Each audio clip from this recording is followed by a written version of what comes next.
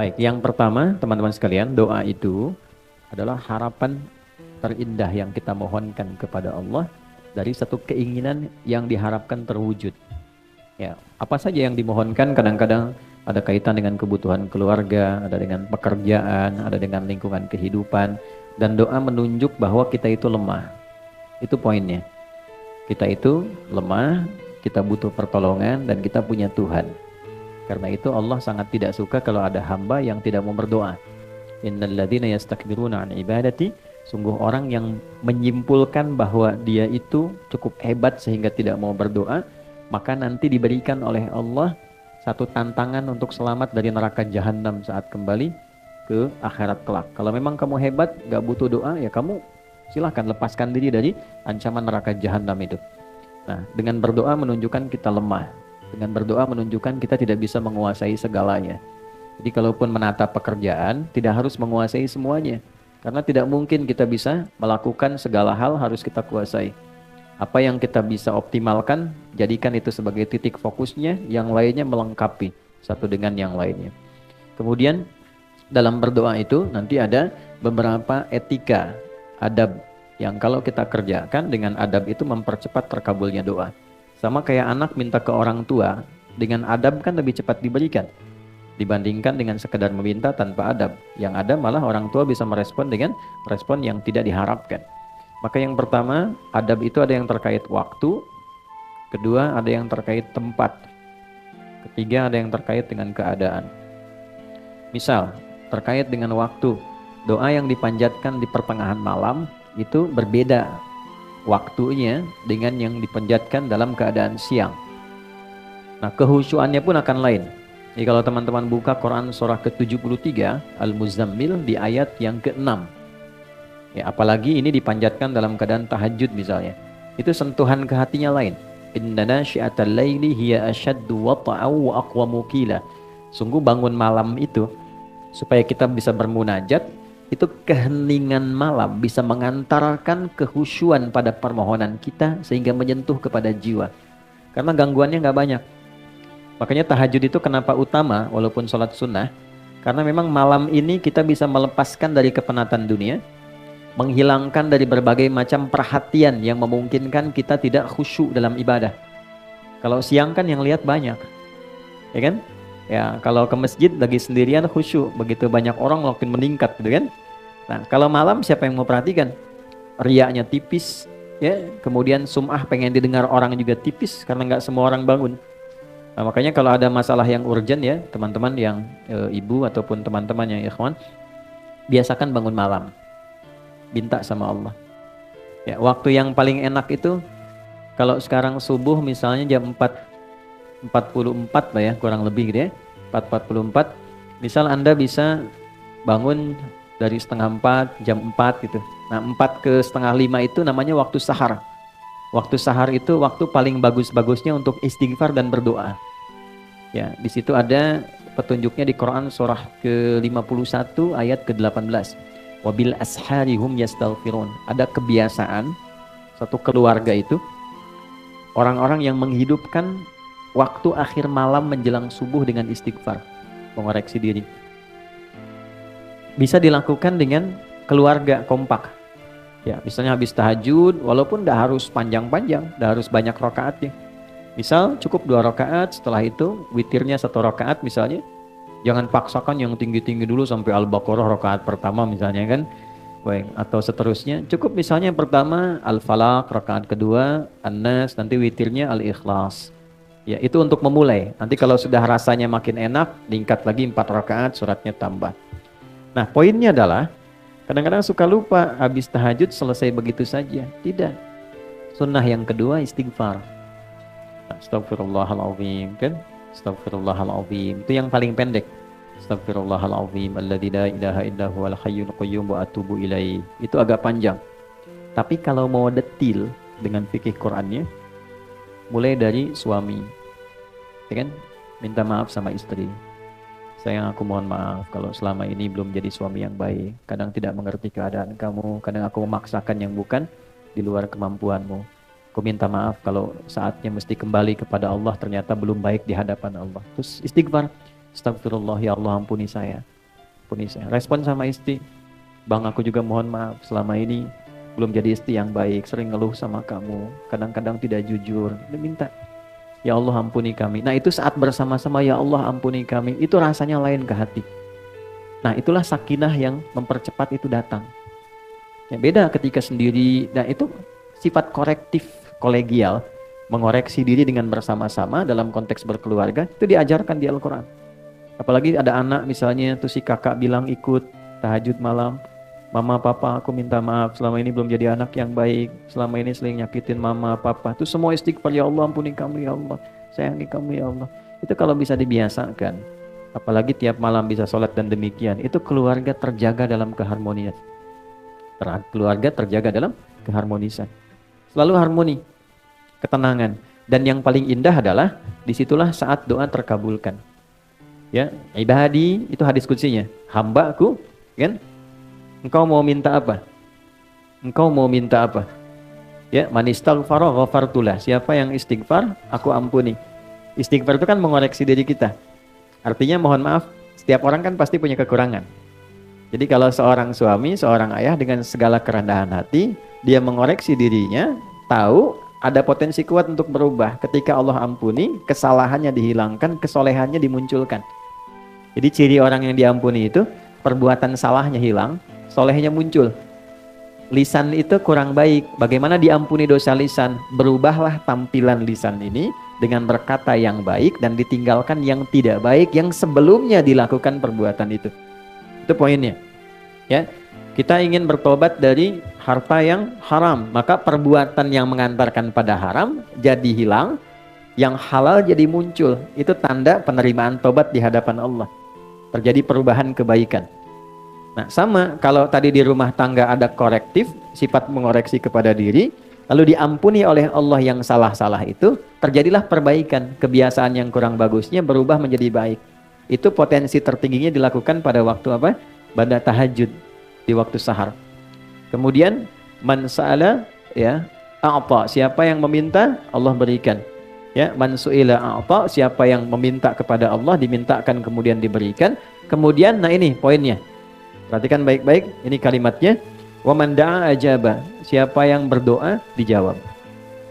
Nah, jadi biasakan kalau ingin berdoa bisa diisi dengan istighfar terlebih dahulu. Makanya sebelum kita doa pasca sholat kan istighfar dulu. Istighfar, Allahumma antas salam, kemudian yang subhanallah, alhamdulillah, Allahu akbar, baru kesananya turunan ada doa kan. Ya, bagaimana minta dalam keadaan kotor? Masih banyak dosa, masih minta itu kan. Kan secara normal, secara logika juga tidak nyambung. Jadi kita bersihkan dulu baru kemudian kita memohon kepada Allah. Jadi ini kalau dibiasakan waktu tengah malam menjelang akhir malam ke subuh itu waktu yang terbaik untuk berdoa. Di antara yang lain, antara adzan dengan iqamah misalnya itu waktu. Yang kedua tempat. Ada tempat-tempat tertentu yang secara spesifik mempercepat terkabulnya doa. Misal, ada yang tempatnya itu untuk umum di Mekah, area Ka'bah, kan? Multazam, Raudhah. Tapi kan nggak semua kita bisa ke sana. Karena itu apa yang bisa kita lakukan? Masjid. Ya. Ini yang teman-teman yang laki-laki ya, ada kebiasaan di sahabat Nabi itu diajarin sama Nabi kalau mau beraktivitas ke masjid dulu. Oke?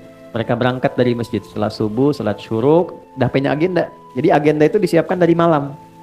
Besok mau ngerjakan apa, dirapikan. Nah, subuh berangkat ke masjid, membawa agenda itu yang sudah kita pahami. Nanti dalam sholat, kita minta sama Allah. Dalam sujud, kita belajar di pertemuan lalu, dihadirkan, ya, dalam hati kita, minta dimudahkan, minta dibantu, minta dibimbing, minta ditolong. Baik, nanti pulang, menariknya, diajarkannya ke masjid dulu sebelum ke rumah. Coba teman-teman bisa praktekkan ya, kalau nanti dari kantor, sebelum nyampe rumah, singgah di masjid dulu. Ambil wudhu, sholat 2 rakaat, pulang. Itu auranya akan beda dibandingkan langsung dari kantor ke rumah. Gak percaya silakan. Di masjid itu auranya ada aura ketenangan, kenyamanan, kedamaian. Jadi pulang nyampe rumah itu yang didapatkan oleh keluarga, aura kedamaian. Dan itu yang dibutuhkan. Dibandingkan dengan macet di jalan, di kantor banyak persoalan, ketika ke rumah melihat anak yang sudah nunggu seakan jadi beban. Jadi masalah. Ya kan, pusingnya dibawa ke rumah kan. Beda dengan Anda sholat 2 rakaat, Setelah itu berdoa, ya Allah aku sudah berikhtiar seperti apa yang telah engkau perintahkan. Sekarang aku bertawakal hasilnya dari apa yang telah engkau janjikan. Pulang ke rumah ketemu anak semuanya senang. Dia menunggu, ada yang bikin gambar, ada yang macam-macam. Dan ingat ya, Anda sehebat apapun di kantor, yang dibutuhkan oleh anak dan istri di rumah adalah sosok ayah dan suami. Bukan seorang direktur, bukan seorang manajer atau seorang ahli apapun. Saya jadi ustadz, jadi kiai sampai hari ini, alim misalnya disebut oleh orang syekh di luar, sampai ke rumah nggak pernah anak saya menyebut dengan nama itu. Assalamualaikum kiai, nggak ada. Ini bikin ayahnya kok. Ya, ini bikin ayahnya. Assalamualaikum ustadz, nggak ada. Tunggu sampai malam pun, Buya, main kuda yuk. Ya, masih main petak umpet, main kuda-kudaan, dan mereka menggambar, kadang bikin karya berjam-jam cuman pengen dilihatkan pada ayahnya. Lantas siapa Anda yang kemudian direktur di perusahaan? Nyampe ke rumah pengen jadi direktur juga. Terus anak ya dengan segala ekspresinya ingin dipersembahkan, lantas tiba-tiba mendapatkan kemarahan yang bukan pada haknya. Nah ini ada bagian tertentu yang bisa kita dapatkan dari aura masjid. Kalau pengen tarik ke rumah, bikin mihrab. Ya, masa rumah luas, kamar banyak, gak ada satupun dihususkan untuk ibadah. Ya, mihrab itu tempat khusus yang fokusnya untuk ibadah saja. Dibaca Qurannya di situ, ngajinya di situ, sholatnya di situ. Tapi dunia keluar. Oke, termasuk bikin status, ciplik lagi di mihrab jangan ganggu ya. Nah, ini keluar dulu tuh. Ya, jangan dipakai, makan, minum keluar. Mihrab itu tempat yang disebut spesifik dalam Quran. Dia punya dua keistimewaan. Mempercepat terkabulnya doa, mendatangkan rizki dari sisi yang tidak diduga. Ya, itu ada di Quran surah ketiga Ali Imran ayat 37. Ya, fataqabbalaha rabbuha biqabulin hasanin wa ambataha nabatan hasana wa kaffalaha Zakaria. Poinnya, kullama dakhala 'alaiha Zakaria al-mihrab wajada 'indaha rizqa. Qala ya Maryamu anna laki hadha? Qalat huwa min 'indillah. Poinnya, innallaha yarzuqu man yasha' bighairi hisab. Jadi kalau punya mihrab, makanya kenapa imam mimpinnya di mihrab? Kan tempat imam ngimamin di masjid mihrab kan? Karena memang di tempat itulah cepat terkabulnya doa, imam mewakili pemohon doa dari makmum. Untuk itu ada kualifikasi imam yang tidak sama dengan makmum. Imam di kantor tidak sama dengan imam di masjid. Jadi jangan paksakan jadi imam di kantor, pengen setara di masjid. Fikihnya beda, ruang dan waktunya tidak sama. Kualifikasinya tidak serupa. Pelajari boleh, kalau sudah paham boleh dilakukan. Saya pernah pimpin pesantren di Jakarta, di Lebak Bulus. Itu di situ lingkaran ada para pejabat di satu instansi. Karena jadi pejabat di kantor, pengen jadi pejabat di masjid. Jadi motivasi yang bagus, pengen jadi imam dan memaksa jadi imam. Bilang bagus, kapan lagi ada pejabat mau jadi imam di masjid? Ya, tapi ternyata bacaan bermasalah. Maka ketika diingatkan oleh santri, jawabannya juga bagus, mengesankan. Justru kami jadi imam untuk dibenarkan bacaannya. Saya datang kan, Pak, bagus sekali Pak, luar biasa. Kapan lagi ada pejabat mau jadi imam di masjid? Masya Allah. Tapi begini, supaya bacaannya benar dan bagus, dan kehormatan Bapak pun jadi istimewa saat jadi imam, saya tawarkan begini. Nanti sebelum Bapak ngimami, saya tugaskan santri untuk mendengar bacaan Bapak. Kalau baik ditetapkan, kalau kurang dikoreksi. Tapi tidak menurunkan status Bapak jadi imam. Bapak tetap imam, zuhur dan asar. Kan tidak dikoreksi. Ya kan? Yang penting bagi pejabat kan nggak turun jabatan. Ya kan? Bapak tetap imam tapi zuhur dan asar. Tapi kalau ingin subuh, maghrib dan isya, Bapak dengarkan dulu, santi koreksi. Nah, dalam rangka koreksi itu saya pimpin dengan yang lain. Oh, sepakat Ustaz. Yang penting kan gak turun jabatan, ya kan? Nah, setelah berlangsung dipimpin, terasa bagus, nyaman, akhirnya kita tawari, Pak silakan. Oh enggak, udah ini aja, bagus kok, ya kan? Nah, jadi kadang-kadang ada pola komunikasi hikmah itu tidak harus selalu marah. Orang belum tahu diberitahu, bukan dimarahi. Nah, maka di rumah bikin, walaupun tidak harus satu ruangan, sehamparan sejadah, kita bisa sholat, kita bisa minta. Nah, itu mempercepat terkabulnya doa. Jadi tempat sudah, kemudian waktu juga sudah, ya kan? Nah, yang ketiga adalah kondisi. Kondisi itu biasanya berkumpulnya orang-orang saleh saat pengajian. Ya, hadisnya ada di riwayat Ibnu Majah.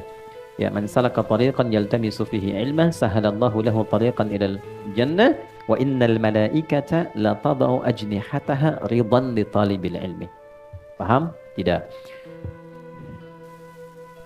Siapapun yang menginvestasikan, meluangkan waktu, tenaganya, kesibukannya, dan dia arahkan satu bagian waktunya untuk belajar agama. Walaupun dia cuma ngaji satu ayat, satu hadis, itu Allah perintahkan pada malaikat, catat semua investasi, waktu, tenaga, keringatnya, untuk dilipat gandakan pahala demi meringankan langkahnya menuju surga. Oke, jadi ini nggak mudah. Wa innal malaikata, dan berikan satu tambahan saat dia mulai berangkat tapi niatnya memang spesifik untuk belajar. Maka ada malaikat yang Allah perintahkan untuk membentangkan sayapnya, memberikan ridha kepada orang ini sampai dia pulang kembali. Nah, di antara makna ridhonya malaikat itu, di antara maknanya mengaminkan doa yang dimohonkan. Itu teman-teman, saya yakin sekali banyak yang punya harapan pengen ini dan itu, dari sejak berangkat tuh isi dengan doa. Oke? Di jalan, belum datang isi dengan doa. Selesai kita berdoa, pulang. Nah, di antara doa itu ada yang sifatnya umum, ada yang mungkin sifatnya spesifik. Hadirkan tuh. Ya, karena malaikat mengaminkan. Karena itu malaikat sifatnya ghaib, nggak nampak. Kalau nampak kan masalah. Ya Allah, mohon malaikat samping. Nama John.